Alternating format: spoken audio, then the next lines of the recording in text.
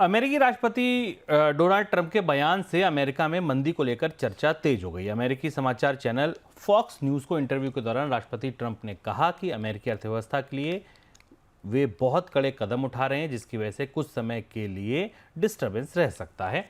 अमेरिकी राष्ट्रपति ने जब ये पूछा गया कि क्या उनके कदमों से मंदी आ सकती है, तो ट्रंप ने कहा इस तरीके की भविष्यवाणी करना नहीं चाहेंगे।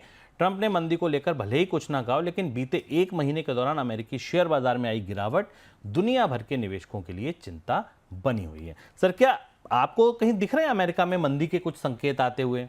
डोनाल्ड ट्रंप अपने बयानों को लेकर और अपनी कोशिशों को लेकर अब अमेरिका के भीतर मुश्किल में फंस रहे हैं और अमेरिकी अर्थव्यवस्था, अमेरिका के निवेशक उनके कदमों और उनके असर को लेकर अब आशंकित और सशंकित हैं। और ये जो मंदी की चर्चा पहले से शुरू हुई थी, ये था कि टैरिफ वार होगा, जब टैरिफ लगाए जाएंगे अमेरिका में खपत महंगी होगी, महंगाई बढ़ेगी तो उसका असर दिखाई देगा। घूमते घूमते वो बात आखिर सीधे डोनाल्ड ट्रंप के सामने पहुंच गई और उन्होंने कल इसको नकार भी दिया। लेकिन दो तीन महत्वपूर्ण आंकड़े और तथ्य सामने आए। उन तथ्यों को देखा, डोनाल्ड ट्रंप के बयान से ज़्यादा उन तथ्यों को देखकर शेयर बाजार ने रिएक्ट किया और लगातार 2 दिन से अमेरिकी शेयर बाजार में छोटी मोटी मंदी के खतरे को गंभीरता से समझने की कोशिश की जा रही है और बाजार में गिरावट है। डेटा पॉइंट में चलते हैं और समझते हैं। अटलांटा के फेडरल बैंक ने, अमेरिका का जो फेडरल बैंक है उसकी जो अलग अलग शाखाएं, उसमें अटलांटा के फेडरल बैंक ने बताया कि 2025 के Q1 में -2.4% की गिरावट का अनुमान है। यह मंदी का पहला संकेत है जो फेडरल रिजर्व की तरफ से आया है। अमेरिका में कंज्यूमर कॉन्फिडेंस 15 महीने के न्यूनतम स्तर पर, ऐसा इसलिए है क्योंकि कंज्यूमर को लग रहा है कि कारें, सामान, स्टील सब महंगा होने वाला है ड्यूटी बढ़ने के कारण, और उसके कारण उनकी ज़िंदगी जीने की लागत बढ़ेगी। लेबर मार्केट में कंपनियों ने छटनी शुरू कर दी है, 4.5 साल के सर्वोच्च स्तर पर छटनी है, क्योंकि कंपनियों को लग रहा है कि रिसेशन आएगी, मांग कम होगी और कर्मचारियों को वो नहीं रख सकते। शेयर बाजार में भारी उतार चढ़ाव है, हमने देखा है, उसमें तेज टेक स्टॉक्स में तेज गिरावट है और महंगाई बढ़ने और डिमांड घटने की आशंका है, ऐसा पता चल रहा है।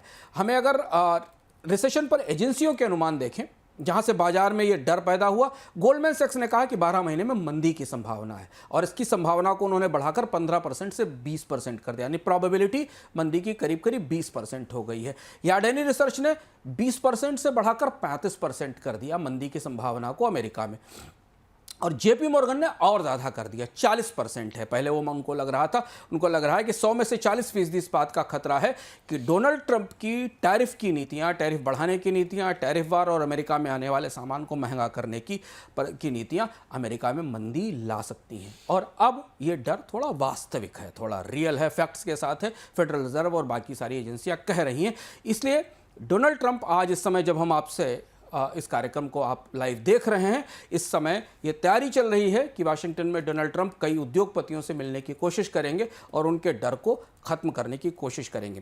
असल माना जा रहा है, संकेत ये है कि डोनाल्ड ट्रंप इस अपनी नीतियों के बीच में उलझ गए हैं। टैरिफ की नीतियों को आगे बढ़ाने का मतलब है अमेरिकी अर्थव्यवस्था को होने वाला नुकसान, लेकिन चूंकि राजनीतिक रूप से इस पर वे सख्त स्टैंड ले चुके हैं तो वे इसे किसी तरह से संभालने की कोशिश कर रहे हैं। एक और चर्चा बीच में है कि अमेरिकी अर्थव्यवस्था में अगर मंदी के संकेत पुख्ता हुए तो डोनाल्ड ट्रंप पर को यह मौका मिलेगा कि अमेरिकन फेडरल रिजर्व पर वो दबाव बना सके और ब्याज दरों में कमी कर सके। इसके अपने और आयाम हैं कि अमेरिका में ब्याज दरें, सरकार के ऊपर ब्याज दरों का बोझ ज़्यादा है, अगर ब्याज दरें कम होंगी तो सरकार के लिए भी कर्ज की दर कम होगी। तो एक थ्योरी ये भी चल रही है कि मंदी के सहारे डोनाल्ड ट्रंप मंदी की संभावनाओं को थोड़ा हवा देना चाहते हैं ताकि फेडरल रिजर्व पर दबाव बन सके कि वो ब्याज दरों में कमी करे। पर यह घटनाक्रम लगातार बदल रहा है अमेरिका की अर्थव्यवस्था कम में और पूरी दुनिया पर उसका असर दिख रहा है। हम लगातार बोनस पॉइंट में आपको इसके बारे में बताते रहेंगे।